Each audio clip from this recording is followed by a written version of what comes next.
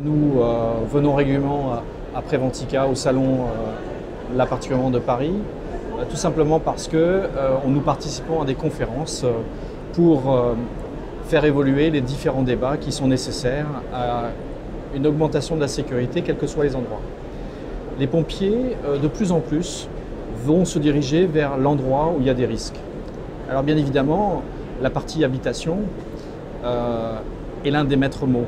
Donc ça sous-entend qu'on va accompagner la démarche et compléter l'action qui est actuellement celle d'intervenir sur les lieux par une action évidemment de prévention et de prévision, c'est-à-dire tout faire pour que ça n'arrive pas et évidemment tout faire que si jamais ça arrive, mettre en place des procédures qui soient encore plus cohérentes.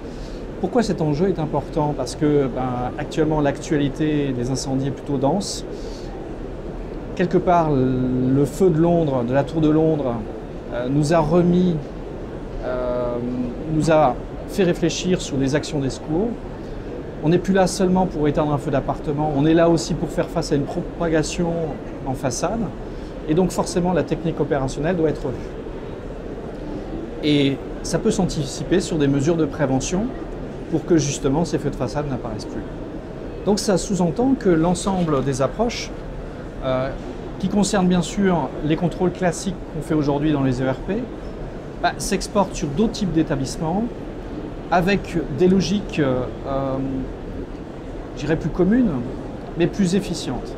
Donc on va davantage cibler les objectifs plus que les moyens, même si les moyens sont essentiels, c'est évident. Donc cibler les fondamentaux de la réglementation actuelle, donc conserver ce qui est bien, et améliorer grâce à beaucoup d'innovations, grâce aux différentes lois qui sont apparues ces derniers temps. Et une particulièrement intéressante à venir, c'est la loi ESSOC, qui fait grand débat et qui a l'air d'élargir le cercle, qui se limitera plus aux ERP, mais qui ira sur les pans du Code du travail, donc des établissements recevant du travailleur, et des habitations, bien sûr, davantage collectifs.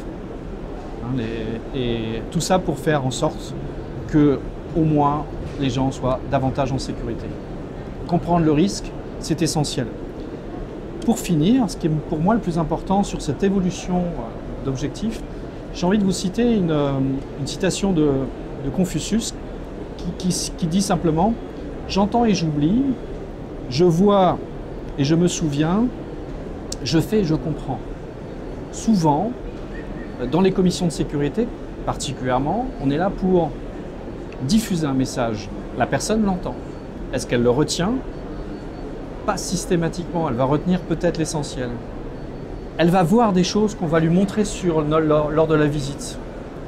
Donc elle va se souvenir de ces éléments. Mais est-ce qu'elle va comprendre l'objectif qui sera diffusé en quelques minutes? Pas nécessairement.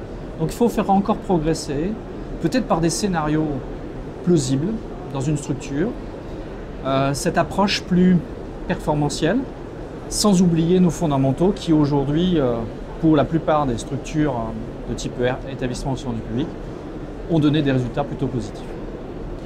Bref, nous avons du travail encore pendant un certain nombre d'années sur cette évolution nécessaire.